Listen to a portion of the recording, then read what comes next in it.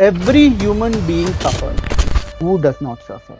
Even the most hardcore kind of criminal was born an innocent child. The kind of circumstances which creates a criminal, those are the exact same circumstances which creates a saint. If you observe, majority of the human beings are not ready to blame and change their own self. They just want to blame and change others. If you Yeah. observe the issues in between a husband and a wife as well, if you ask the wife, what is the problem in a marriage? Why are there so many conflicts in your marriage? She will immediately shoot.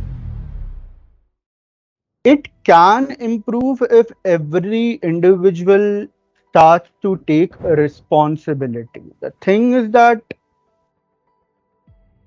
without resolving their own traumas, people get married and they carry their own old baggages into the marriages and somewhere ruin the marriages, spoil the atmosphere of the marriages. This is what is going on because let me tell you something. After all, every human being suffers. Who does not suffer? Even the most hardcore kind of criminal was born an innocent child. Isn't it so? Yep. I was saying this some time ago that the kind of circumstances which creates a criminal, those are the exact same circumstances which creates a saint. So it depends on an individual whether he is ready to take responsibility, whether he is ready to take accountability and change his own self. And this is the exact problem. If you observe, majority of the human beings are not ready to blame and change their own selves. They just want to blame and change others, right? If you Yep. observe the issues in between 100%. a husband and a wife as well, if you ask the wife that what is the problem in the marriage, why are there so many conflicts in your marriage, she will immediately shoot. My husband is like this, my husband is like that, he did this, he did that. She wouldn't agree to what she has done. And same thing applies for the man as well. Same thing goes with the man as well.